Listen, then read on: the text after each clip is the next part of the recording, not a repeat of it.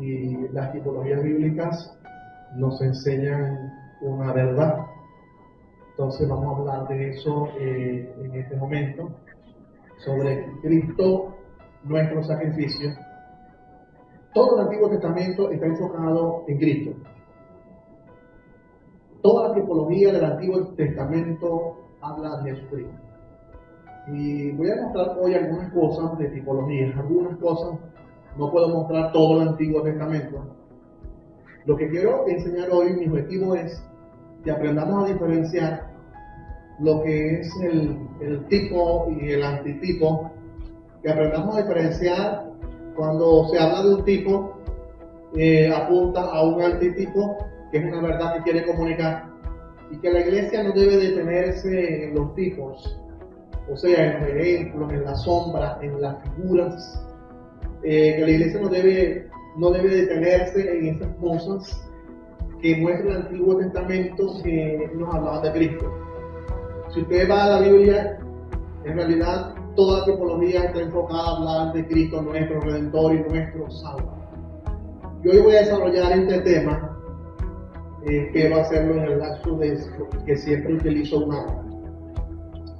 Padre, en el nombre de Jesús, en este momento voy a dar una enseñanza edificativa para todos, no es exhortativa, va a ser más enseñanza para aprender, es más apología, es más defensa, es más una orientación, una educación para formar a la iglesia, para formar a los hermanos, para entender en la Biblia lo que es el tipo y lo que es el antitipo, Señor. Te pido en el nombre de Jesús que tu bendición sea sobre todos nosotros. Y guíame con tu Espíritu Santo para ser maestro hoy, para enseñar hoy, educar hoy. Bien, Señor. Te lo pido en el nombre de nuestro Señor Jesucristo. Amén. Cuando hablamos de tipo, en todo el Antiguo Testamento, ahí en la lámina ustedes van a conseguir que se habla de ejemplos. El ejemplo ilustra. Usted ve el Antiguo Testamento y hay muchos ejemplos. Aún en el Nuevo Testamento, Pablo muestra muchos ejemplos para ilustrar una verdad. Pablo es rico en mostrar ejemplos. Cuando hablamos de figuras, hablamos de presentaciones gráficas que muestran una verdad que se quiere comunicar. Cuando hablamos de sombra es una proyección. Sí, cuando hablamos de sombra es una idea que proyecta una gran verdad que va a venir después. Cuando hablamos de modelo o maqueta, es una representación de algo, de una verdad absoluta que Dios quiere comunicar. El Antiguo Testamento y el Nuevo Testamento tienen ejemplos, figuras, sombras y modelos. Para dar un ejemplo, la figura ven un ejemplo de forma. Ustedes ven la forma allí de un perrito en la sombra, en su forma, pero no ven su descripción. Cuando ustedes pueden observar la verdad, se dan cuenta que la realidad es un perro. Pero si ustedes nunca han visto un perro en su vida, y ustedes ven la forma de un perro en una sombra, ustedes van a decir, no sé qué es eso. Al ver la sombra en estos tiempos, ustedes dicen, el perrito. Pero si el perro nunca ha existido, y usted ve la sombra de un perro, usted dice, ¿qué es eso? No sé qué es eso, es una sombra. Así pasaba en el Antiguo Testamento. Dios mostraba formas que la gente no entendía que era eso. Pero luego cuando viene la verdad, se entiende, Jesús hablaba del Antiguo Testamento, era de un perro que venía, o un animalito en el Nuevo Testamento. Para ejemplificar, vemos en el Antiguo Testamento el lugar santísimo. El lugar santísimo era un lugar que estaba en el tabernáculo, estaba el atrio, el lugar santo y el lugar santísimo. Nadie podía entrar al lugar santísimo, solo el sumo sacerdote podía entrar al lugar santísimo. El pueblo no podía entrar. Entonces, el lugar santísimo, cuando vemos su mensaje, nos representa la omnipresencia de Dios, el mismo Dios. Es decir, cuando el verbo se rasga en dos después que Cristo muere, ahora nosotros todos ya estamos en el lugar santísimo, o sea, en la presencia de Dios. vemos el ejemplo del aceite, cómo la gente utiliza la forma, esa figura del aceite hoy en día, y todo es aceite. Yo no oro si no tengo aceite. Mucha gente lo han invitado a orar por un enfermo y dicen, yo no puedo orar porque si no tengo el aceite, yo no oro. Entonces le dan mucha importancia a la sombra o al tipo del aceite, sin darse cuenta que el aceite representa en el Nuevo Testamento, nos da a nosotros entender que es el Espíritu Santo de Dios. Entonces, si ya usted tiene el Espíritu Santo dentro, para que usted va a seguir utilizando el tipo o la sombra o la figura, usar el aceite, si ya usted tiene al Espíritu Santo de Dios, usted lo que tiene es que imponer su mano, ministrarse al enfermo y orar por la salud del enfermo y punto. Pero vemos la gente todavía en las religiosidades, si no tengo aceite no oro. Las palmas, vemos en el Domingo de Ramos, que llama la gente Domingo de Ramos, como la gente va a que sus palmas le echen agua y que eso es un agua bendita y la gente lleva religiosamente palmas. Las palmas en el Antiguo Testamento a los reyes cuando iban entrando, que iban a visitar una ciudad, los reyes le tendían palmas, dándoles alabanzas a los reyes cuando tendían palmas.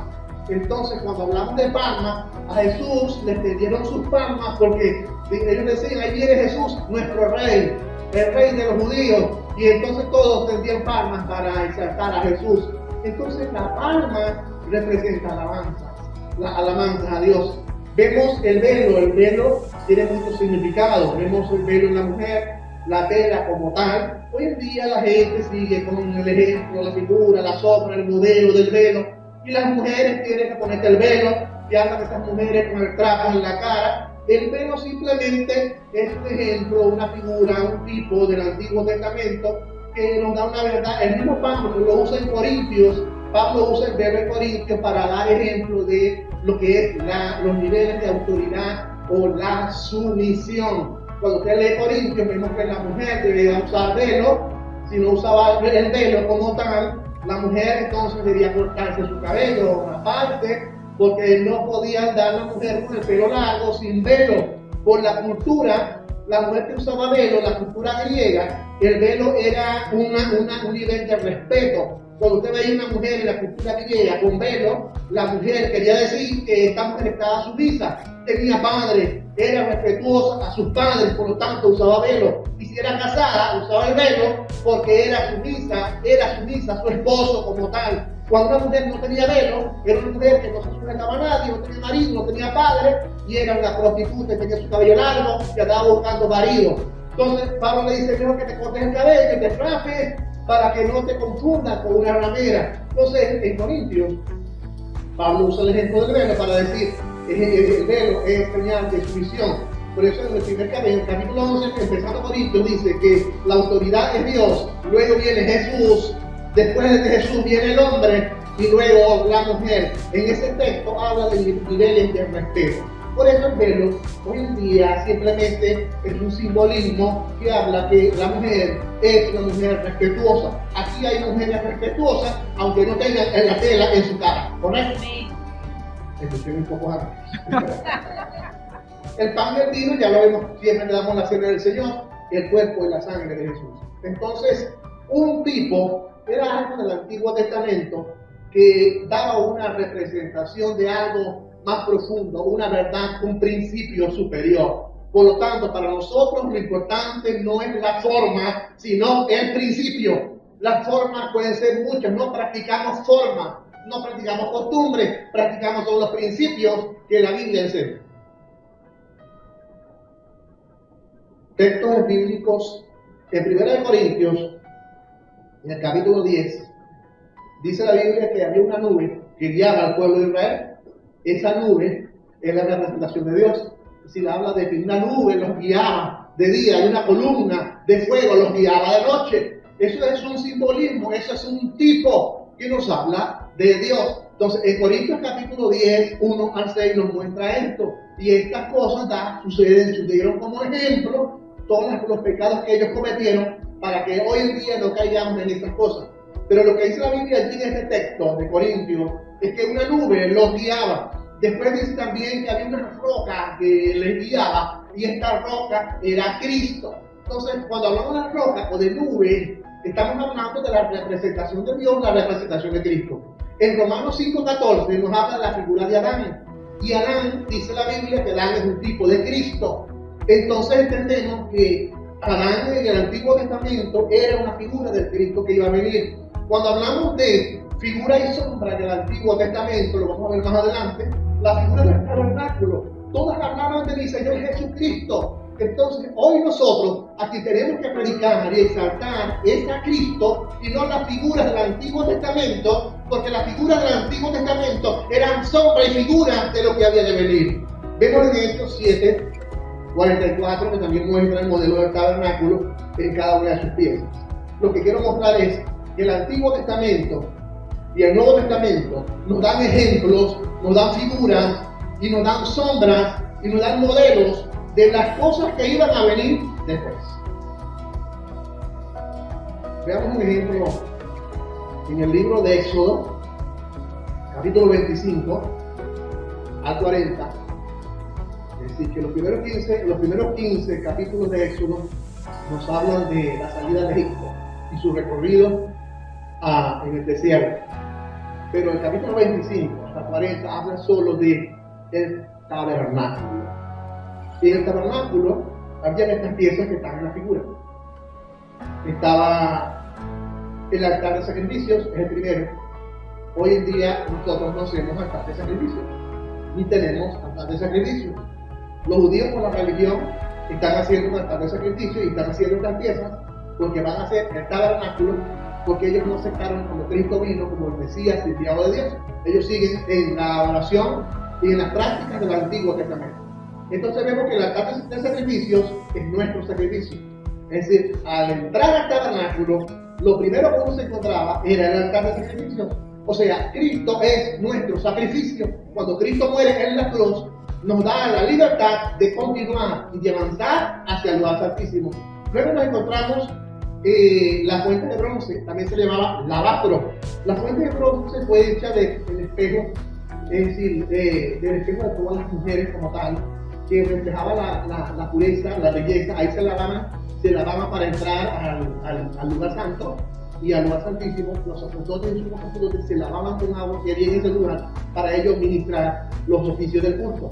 Entonces ese es nuestro santificador, es decir, es santificación. Ya nosotros no hacemos fuente de bronce ni usamos agua para rociar como purificadora, porque nuestra purificación es nuestro Señor Jesucristo. Es decir, Jesús, porque el Espíritu Santo es nuestro santificador. Luego vemos allá el candelabro que tenía 7 salidas. La única luz que había en el lugar santo era esa fuente, ese candelabro. Entonces ellos entraban y buscaban esa luz para entrar dentro. Es un cuento de oro puro. Eso se derritió en las batallas que hubieron cuando invadieron Jerusalén, destruyeron el templo. Eso se lo acabaron. Y todavía están buscando el arca y dicen que el arca está por allí en un sitio, y dicen que la consiguieron, que no la consiguieron. Todos esos artículos fueron alternativos. Se acabaron. La mesa de los panes era Jesús es nuestro sustentador. El altar de incienso nos enseña que Jesús es nuestro intercesor. El altar de incienso estaba en el centro. Imaginemos que este es el tabernáculo. Donde están ustedes es el lugar santo. Donde estoy yo aquí es el lugar santísimo. Afuera donde están los vehículos, el patio, el atrio. Entonces en el patio estaba el altar de sacrificios allá afuera y la fuente de bronce estaba afuera. Pero donde están ustedes estaba el candelabro que alumbraba bien en ese lugar. Estaba la mesa de los panes y estaba el altar de incienso aquí exactamente donde está la mesa. El altar de incienso está al frente del lugar santísimo. Y ese altar de incienso, ahí había intercesiones. Ellos presentaban las oraciones del pueblo. El sacerdote llegaba y presentaba las oraciones de todo el mundo allá afuera. Y hacía las oraciones. Incienso significa intercesión. Hoy en día no usamos el incienso como tal para decir que en la iglesia usar el incienso a la gente o prender un incienso dentro del templo para que nuestras oraciones lleguen al cielo. Ya no necesitamos incienso, ya nuestras oraciones llegan directamente cuando usted ora por la mediación o por la guía de nuestro Señor Jesucristo, y no necesitamos incienso. Y vemos nuestra comunión, que era el arca del pacto. Todo es una figura. Hoy en día los evangélicos, en algunos lugares, están haciendo arca del pacto y veneran acá estas piezas. Estas piezas eran antiguas testamentarias, eran sombras, figuras, eran tipos de lo que había de venir, o sea, nuestro Señor Jesús. Otro ejemplo lo vemos en la serpiente de bronce. En Números 21, versículo 6, dice que el pueblo era mordido por serpientes, por su desobediencia a Dios, por su rebeldía a Dios. El pueblo comenzó a ser mordido por serpientes. Cuando el pueblo pide perdón, cuando el pueblo se arrepiente, entonces Dios le dice a Moisés: hazte una vara, un asta, y le vas a poner una serpiente de bronce allí tallada en la madera, una serpiente de bronce. Y todas las personas del pueblo que miren la serpiente de bronce, que hayan sido mordidas por picaduras de serpiente, al ver el asta con la serpiente de bronce, se sanarán. Y todo el mundo que había sido mordido veía el asta de la serpiente de bronce y se sanaba. Y veía la serpiente y se sanaba. Allá en Números 21:6, esto es sombra y figura de lo que había de venir. No podemos hacer una serpiente de un día y colocarla en un palo y decir: iglesia, vean la serpiente de bronce y pídanle para que sean sanados, porque era una sombra y figura de lo que había de venir.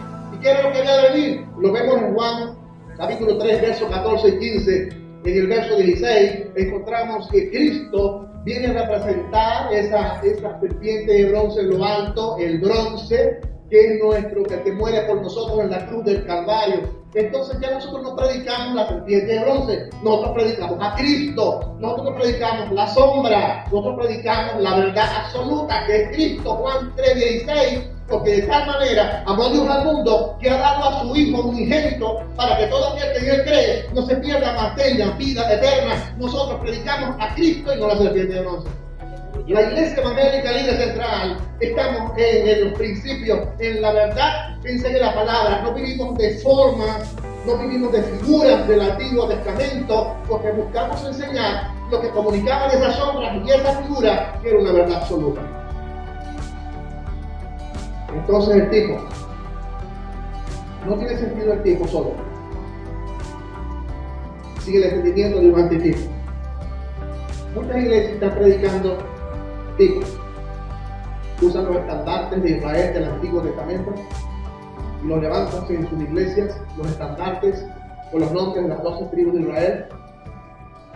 Levantan figuras del Antiguo Testamento en los templos, hacen arca en los templos, crean candelabros, lo ponen en los templos y siguen con su visión puesta en lo que es la sombra y la figura del Antiguo Testamento, y no entienden que ya la sombra y figura se hizo una realidad, y la realidad es que todo nos apunta a nuestro Señor Jesucristo. Vemos el ejemplo en Hebreos 10:20, porque el camino nuevo y vivo que Él nos abrió a través del velo, ahí está la palabra velo. El velo era una sombra y figura en el tabernáculo en el Antiguo Testamento. Nadie podía entrar a la presencia de Dios, nadie podía pasar ese velo, solo el sumo sacerdote. Cuando Cristo murió en la cruz, dice la Biblia que el velo se rasgó en dos, y Cristo lo que estaba diciendo era: ahora todos ustedes por medio de mí pueden entrar al lugar santísimo, no solo el sumo sacerdote, porque yo ahora soy el sumo sacerdote, y por medio de mí todos ustedes como sacerdotes pueden entrar a la presencia de Dios. Eso es lo que dice el velo. A veces religiosamente tenemos velos y hasta enfocamos nuestras iglesias con el enfoque religioso de que este es el velo y allá está el lugar santo, y al lugar santísimo solo sube el pastor y algunos que son privilegiados, que son puros y extremadamente santos. Antes, cuando una persona venía y subía, no puede subir, porque aquí no puede subir una persona. No. Religiosamente los templos tienen esto de esta forma. Hoy en día las iglesias evangélicas, lugar santísimo, lugar santo y arriba de afuera. No, la estructura está de esa forma, pero no tiene nada que ver. Todo es igual, todo es mezclado. El antitipo es la realidad, es lo más importante.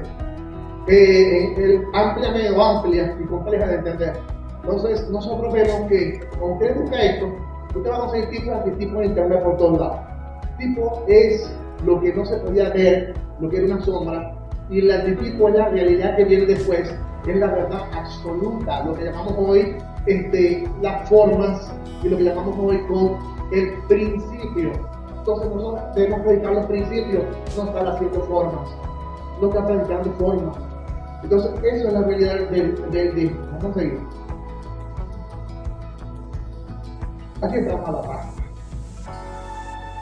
La Pascua, que es el tema, como la Pascua no hay.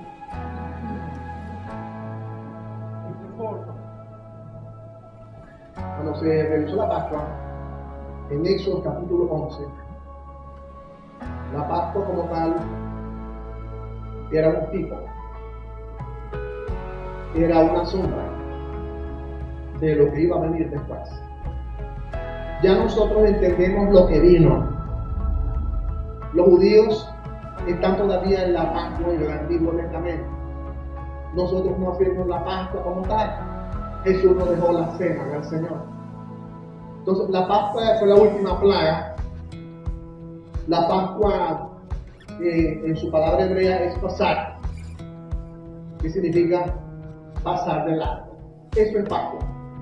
De repente usted viene para la Pascua y usted no sabía que Pascua significaba pasar de largo. Entonces eso es lo que significa Pascua, porque dice la Biblia que el ángel de la muerte que iba a pasar por en Egipto matando a todos los primogénitos de los que no eran judíos y aún también de los judíos, porque había judíos que podían tener la libertad de no aceptar que le echaran la sangre del cordero en sus puertas. Aquel que dejó que le echaran la sangre del cordero en sus puertas, el ángel de la muerte cuando pasaba y veía la sangre, pasaba de lado.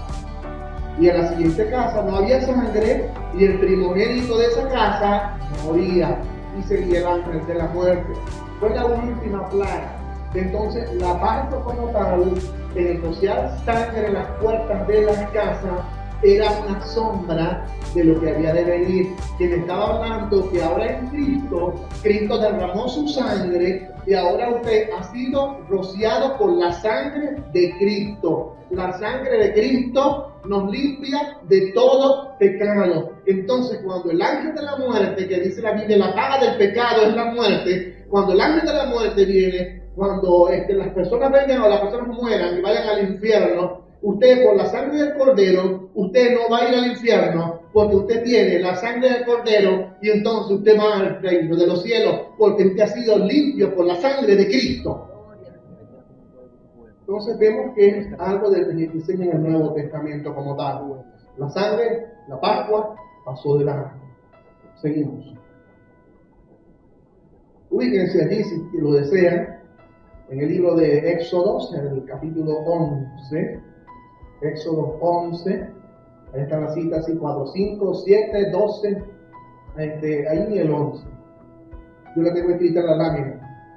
Lo que quiero es explicarle cómo un texto que era la 10ª plaga, luego está estructurado para el pueblo de Israel, cómo nos lleva a Cristo en el Nuevo Testamento. Esto era una forma, esto simplemente era un tipo que nos va a llevar a Cristo. Lo que yo quiero en esta mañana era relacionar lo que es el tipo con el antitipo. Cómo se relaciona el Cordero con Cristo en el Nuevo Testamento. Si me siguen, vamos a captar la idea. El día 9, eligen el Cordero. Es el mes Nisan. El mes Nisan era, como decir, finales de marzo, mediados de abril. Marzo-abril, era el mes Nisan. El mes Nisan era el primer mes del calendario judío. El de nosotros que es gregoriano, nuestro primer día es enero. Y nosotros decimos, esto es lo mejor al gregoriano, enero, febrero, marzo, abril, mayo, junio, julio. Quiero decirle que el calendario gregoriano no existe en la Biblia. Nosotros estamos siguiendo nuestra vida y nuestros días bajo el gregoriano, bajo un calendario pagano, impío, que fue creado por esas personas griegas. El bíblico, el calendario bíblico por el cual Dios guía sus fechas en la Biblia, es por el calendario judío. Entonces el judío empieza marzo, abril, en el mes Nisan, y dice que en el 9 escogían el cordero. En el mes 10 tomaban ese cordero por familia, cordero por familia, y era llevado al sacrificio.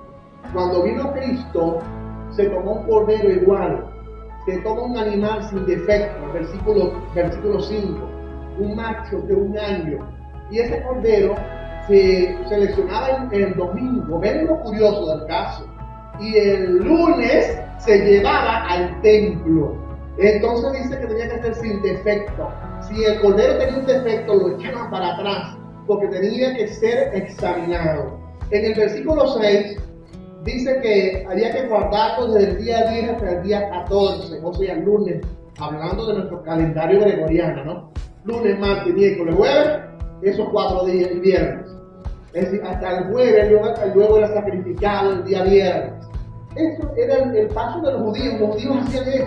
Cuando Cristo muere, cuando Cristo viene, que Jesús entró el día de lo que llaman la religión, el domingo de Ramos, que Jesús entró en procesión, iba en procesión y la gente le tendían ramas a Jesús. Paralelo, los judíos estaban llevando su cordero también, y dice que ellos hacían una procesión con el cordero para presentarle el siguiente día a los sacerdotes en el templo y al sumo sacerdote para comenzar a ser evaluados. Así que paralelo a Cristo entrando en Jerusalén en el domingo de Ramos, paralelo a eso, habían escogido los judíos el cordero y también lo iban a llevar al templo para ser evaluado.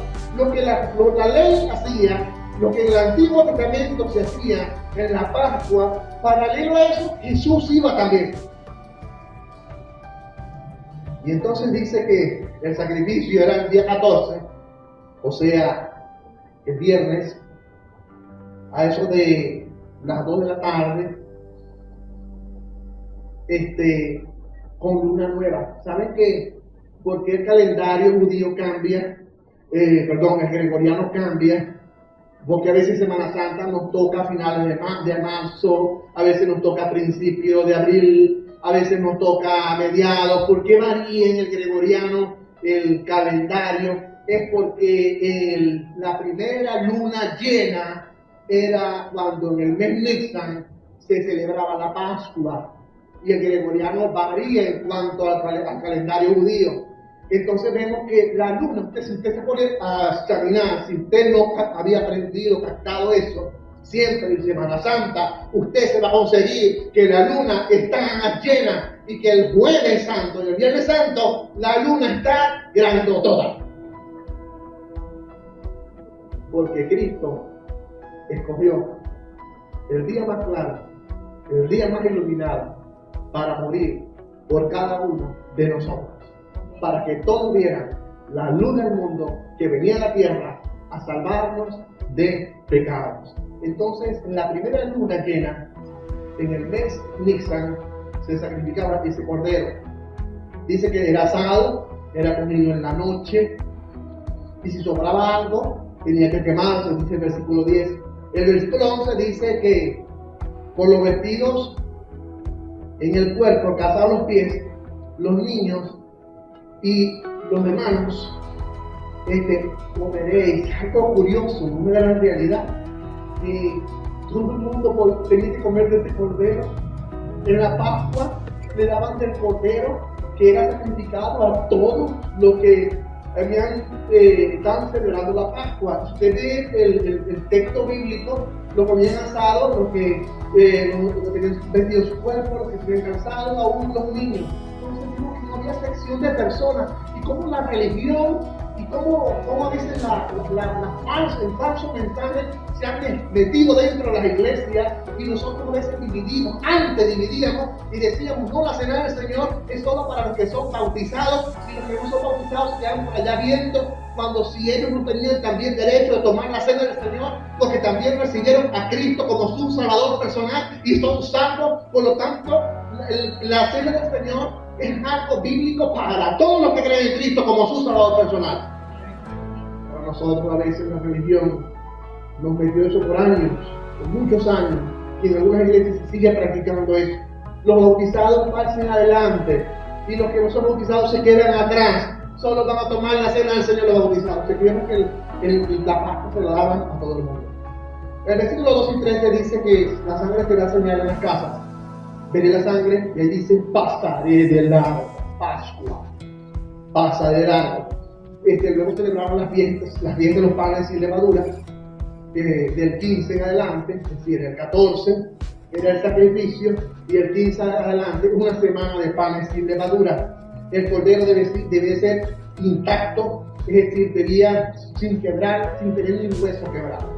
Esto que aquí era un animalito, un cordero, que esto se hizo en el tiempo de Jesucristo. En el tiempo de Cristo se hizo eso. ¿Dónde se hacía? Ahí está la cita, ¿verdad? ¿Dónde se celebraba la Pascua? Donde Dios escogiera. Deuteronomio 16:2, Deuteronomio 16:5 y 6. Ahí ustedes lo tienen. Va a ser tu Pascua y va a ser el lugar que Jehová escogiere. Hubo un momento donde se hizo en Silo.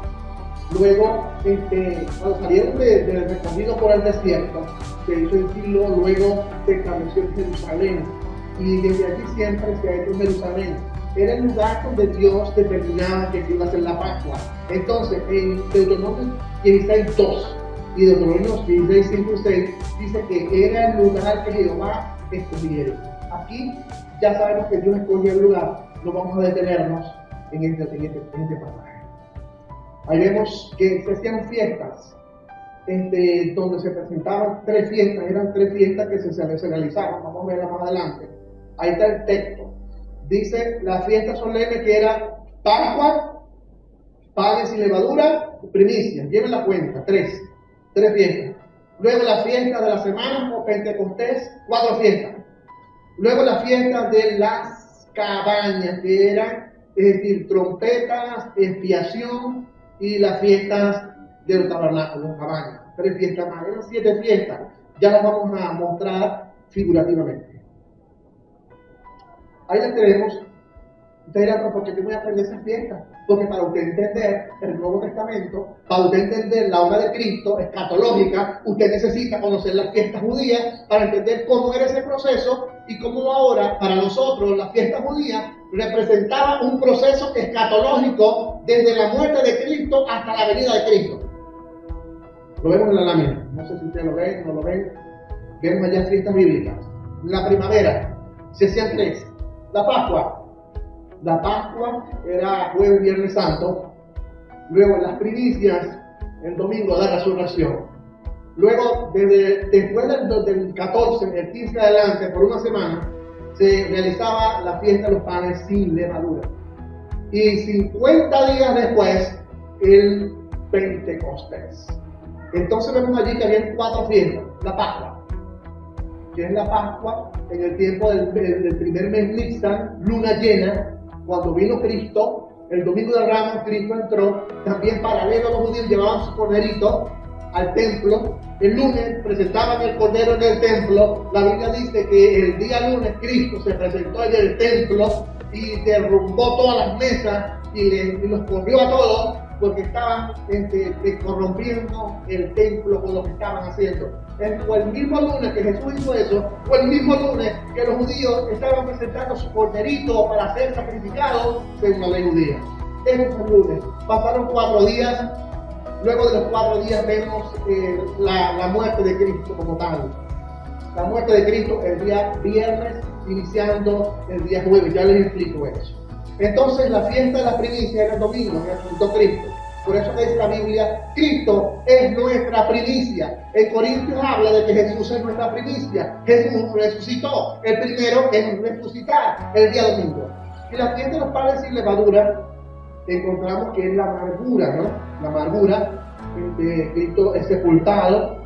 Luego él comía panes sin levadura y hierbas amargas para recordar en una semana lo mal que vivieron en Egipto. Comer pan sin levadura es algo maluco.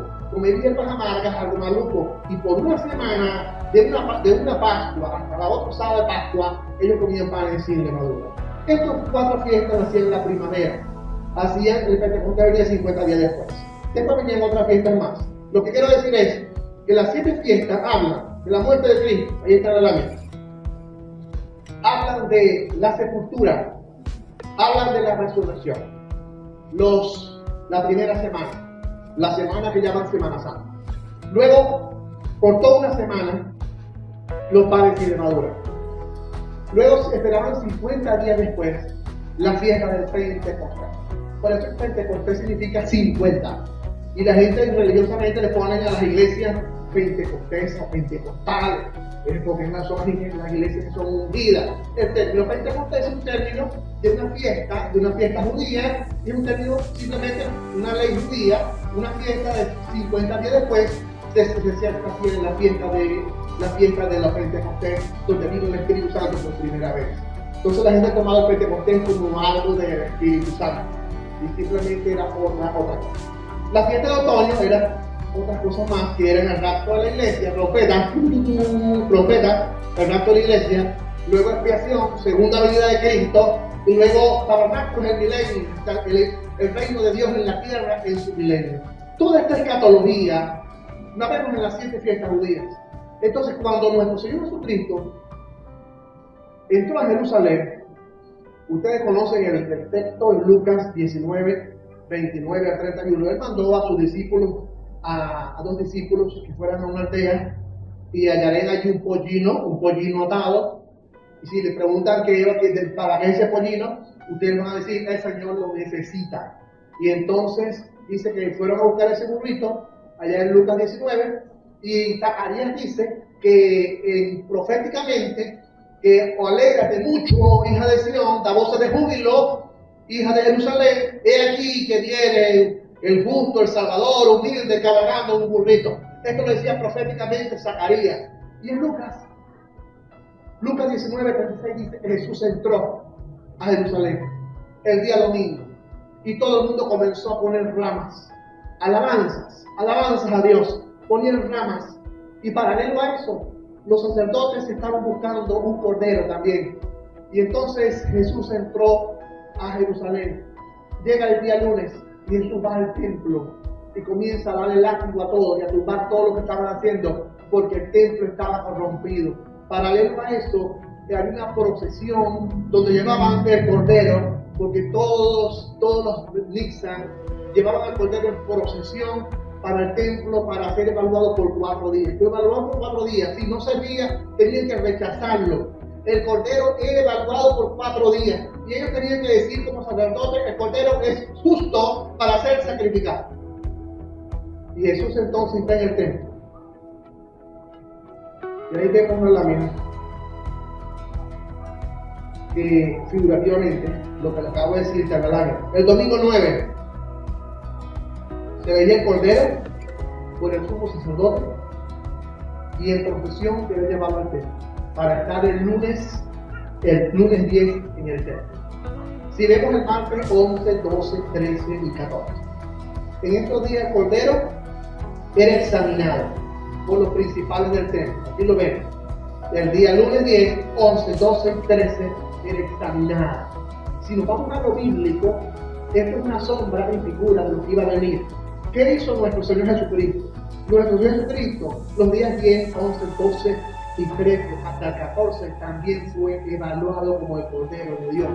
El Cordero de los judíos era declarado justo por los sacerdotes, por los principales, pero el Cordero que vino a quitar el pecado del mundo, los días 10, 11, 12 y 13, fue evaluado por el Sanedrín, fue evaluado por los fariseos, por los escribas, fue evaluado por los saduceos y fue desaprobado y declarado que no era justo. Y lo vemos en la Biblia, que Jesús fue declarado no justo por los judíos como tal. El día viernes 14, era el sacrificio del Cordero, y ese 14 Cristo fue sacrificado, Cristo murió. A eso de las 9 de la mañana en nuestro horario, nuestro Señor Jesucristo fue llevado, y Jesucristo fue colgado, fue crucificado. A las 12 del mediodía todo se puso oscuro, y a las 3 de la tarde Cristo expiró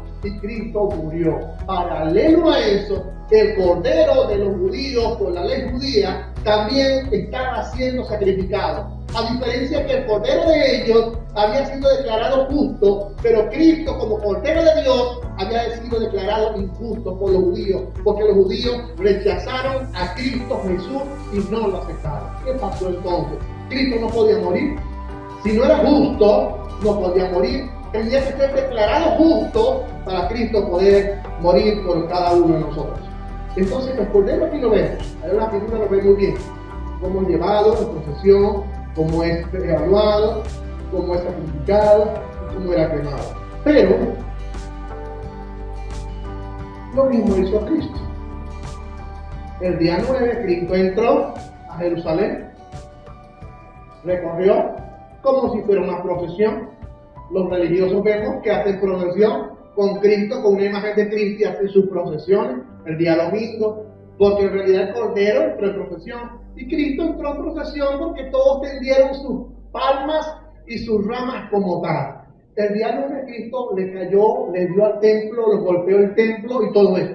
¿Qué pasó con Cristo lunes, martes, el miércoles? Cristo también estaba siendo evaluado y estaba siendo rechazado. Era examinado por los judíos como tal. Y el viernes, ahí lo vemos en la figura, Cristo fue sacrificado, nuestra Pascua. El sábado era el día de reposo como tal, el domingo día de resurrección, que es nuestra primicia, fiesta de las primicias. El día domingo, Cristo resucitó el día domingo. Y desde ese sábado 15 hasta el otro sábado, era la fiesta de los panes sin levadura. Cristo iba a la par con la fiesta judía, porque las fiestas judías eran sombra y figura de lo que había de venir. Solo que los judíos no entendieron que Cristo era el cumplimiento de esa Pascua. Los judíos no lo entendieron, que Cristo era el Cordero de Dios que quita el pecado del mundo como tal. Aquí vamos a ver solo un solo día, el día jueves y viernes. Quiero explicar. Según el calendario gregoriano, por eso es que varía el judío con el gregoriano. El gregoriano, el nuestro, el día comienza a las 12. A las 12 de la noche, a la 1 de la mañana y adelante comienza el día y termina el otro día a las 12. Quiero decirle que el judío no. El judío comienza a las 6 de la tarde. A las 6 de la tarde comienza el día judío y termina el otro día a las 6 de la tarde. Por eso es que el día jueves Jesús dio la cena del Señor a sus discípulos.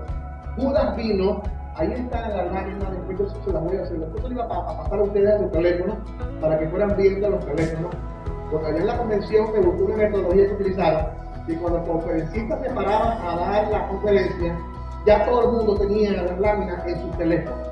Y entonces el conferencista iba dando la conferencia, la conferencia estaba en la lámina y todos la tenían en su teléfono y todos la iban viendo en el teléfono. Y se lo podía pasar a todos, pero ustedes saben lo que está pasando en las redes y ahorita no puedo hacer eso. Entonces el jueves vemos allí a Jesús, ¿verdad?, a la mesa con sus discípulos, eso entre 5, 6, 7 cuando empezó el día, Jesús con sus discípulos comiendo la cena, compartiendo la cena. Ahí vino Judas y luego se fue para traicionarlo.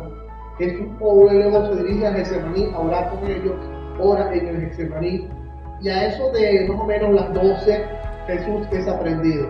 Jesús ha aprendido a eso de las 12 de la noche. Ahí está el texto bíblico en la lámina. Luego de las 12 el día avanza, lo llevaron a Caifás, lo llevaron a los fariseos, lo evaluaron, los saduceos lo evaluaron, los escribas lo evaluaron. Eso fue una evaluación toda la noche, desde las 12 hasta el amanecer. Los judíos evaluaron a Cristo y ellos dijeron que no era justo y que tenía que ser crucificado y que tenía que morir y que tenía que pagar con su vida, tenía que ser castigado. Los judíos lo rechazaron como tal. Llega la mañana y a partir de cuando sale la luz del día, dice que ya Pedro antes había negado, me salté a Pedro cuando negó al Señor. Pero ya eso de las 6 de la mañana en adelante, llevaron a Jesús ante Poncio Pilato. Ahí está. Eso fue como a las 6 de la mañana. Y Poncio Pilato dice, pero no tengo nada por qué acusarlo. La mujer de Poncio Pilato dice, ese hombre es justo. Y Poncio Pilato dice que tembloroso dijo, pero es que ese hombre es justo. Y entonces Poncio Pilato lo manda a Herodes. Y Herodes de igual manera dice, pero este hombre es justo, yo no tengo que evaluarlo, eso no me toca a mí. Y luego Herodes le pilotea otra vez a Pilato, a Cristo. Y Cristo y Pilato dijeron, pero este hombre es justo. La mujer de Pilato dijo, pero este hombre es justo. Lo que quiero decirles a ustedes es que los judíos rechazaron a Cristo y tenía que ser declarado justo para que pudiera morir en la cruz del Calvario como Cordero de Dios que quita el pecado del mundo. Los judíos lo rechazaron, pero los impíos, los gobernantes, declararon justo a Cristo. Por lo tanto, como fue declarado justo por los gobernantes de ese tiempo, entonces Cristo ahora sí podía morir en la cruz del Calvario porque fue declarado justo por las autoridades. Lo mismo que pasaba con el Cordero, lo mismo pasó con nuestro Señor Jesucristo. Entonces vemos que esto fue desde las 6 de la tarde hasta las 6 de la mañana. Luego vemos que en su última presentación ante Herodes, a las 7 de la mañana, luego a las 8, es condenado por Pilato. ¿A quién quieren ustedes que entreguen? ¿A Jesús o a Barrabás? ¿A quiénes escogen ustedes? ¿Jesús o Barrabás? Y el pueblo entonces, ¿qué dijo? ¿Qué dijo? ¿A quién suelto? ¿Quién soltamos? Y el pueblo dijo, ¡a Barrabás! ¡A Barrabás! Y entonces estaban ya declarando que el que tenía que morir era Cristo, el que tenía que ser sacrificado era Cristo. Entonces, ¿qué hizo Pilato? Se lavó sus manos y dijo, yo no soy culpable de sangre inocente. Las autoridades del mundo declararon a Cristo justo. Los judíos, que fue a quien Cristo vino a salvar, declararon a Cristo injusto. Pero en medio de todas esas cosas, Cristo murió en la cruz porque era justo como tal y fue declarado justo. ¿Qué pasó a las 9 de la mañana? A las 9 de la mañana, Cristo es crucificado. Ahí está en la figura. Luego, a eso del mediodía, todo se puso oscuro. Pasaron 3 horas y todo estuvo oscuro. Se dice que fue un eclipse. Y todo se puso oscuro. Y a eso de las 3 de la tarde, Cristo murió. Y entonces fue sepultado. A eso de las 6 de la tarde, Jesús es sepultado. Ahí vemos cómo en el día jueves, cada viernes, desde las 6 de la tarde jueves hasta el viernes a las 6 de la tarde, era un día judío. Por eso es que hay cosas que suceden el jueves y hay cosas que suceden el viernes. Y uno dice, pero ¿cuándo murió Cristo? Uno dice, Cristo murió el jueves. Y otro dice, no, eso fue el viernes. Pero es porque en el calendario judío el día comienza el jueves a las 6 de la tarde. Entonces, esto fue lo que sucedió, ¿no? Ahí está la lámina, ahí están las citas bíblicas, no se las voy a leer. En el Sanedrín no aceptan a Jesús como justo. Ahí están las citas bíblicas que ya les expliqué, cómo rechazaron a Jesús los principales sacerdotes, como los fariseos, como los saduceos rechazaron a Jesús. Ahí están las citas como tal. Pero luego vemos en el mismo texto bíblico el tribunal gentil, el tribunal mundano, el tribunal impío declara a Cristo justo. Y en la cita que ven en la lámina, en todas esas citas, vemos a la mujer de Pilato que dice, no tenga nada que ver con este justo. Vemos que Pilato tuvo miedo, vemos que yo no hallo ningún delito en él, vemos que ya no hallo delito en él, lo vuelve a repetir, y dice, inocente soy yo de la sangre de este justo. Es decir, que los tribunales gentiles declararon justo a Cristo, y los judíos, porque en Cristo vino a morir, lo declararon injusto como tal. Todo esto ocurrió en la Semana Mayor. Todo esto ocurrió en el lapso del domingo a domingo. Todo esto con el Cordero sucedió según la ley judía. Ellos llevaban un Cordero a ser sacrificado y Cristo siguió a la paz las prácticas del Cordero, porque Cristo dijo, yo soy el Cordero de Dios que quita el pecado del mundo. Amén. Y entonces, por eso es que Cristo es nuestro sacrificio. Por eso es que dice la Biblia que Cristo es el Cordero de Dios que quita el pecado del mundo. Por eso es que el tabernáculo en el Antiguo Testamento figura la obra redentora de Cristo. Por eso nosotros no hacemos tabernáculo, no hacemos las piezas del tabernáculo, por eso nosotros no andamos haciendo el arca para habilitarla, por eso no hacemos serpientes de bronce, por eso no vemos el Antiguo Testamento en sus formas, no vemos el Antiguo Testamento en su tipo como tal, para venerarlo. Vemos el Antiguo Testamento como sombra y figura de lo que había de venir, y ahora nos centramos en Cristo y no en las prácticas que estaban alrededor de la ley, sino que vemos a Cristo, que es nuestro Salvador, y no necesitamos más prácticas judías como tal, porque Cristo, ya con Cristo estamos completos, dice Pablo en el libro de Colosenses. Amén. Y este es el estudio que yo quería traer, por eso dije el estudio de hoy es un mensaje edificativo, podemos llamarlo también apologético, porque defendemos la doctrina, pero no es un mensaje exhortativo donde me iba a hablar de su conducta, hablar de su comportamiento, a regañarlo, hablar por el estilo. Es un mensaje edificativo para formar la iglesia, para que estemos preparados, que nosotros pasamos nuestras enseñanzas en las verdades bíblicas que nos hablan de Cristo y no nos vamos a prácticas judías del Antiguo Testamento, porque eso era sombra y figura de lo que había de venir. Amén. Y que Dios nos siga bendiciendo y que la paz del Señor esté con cada uno de nosotros. Dios les bendiga. Señor, gracias. Gracias te doy por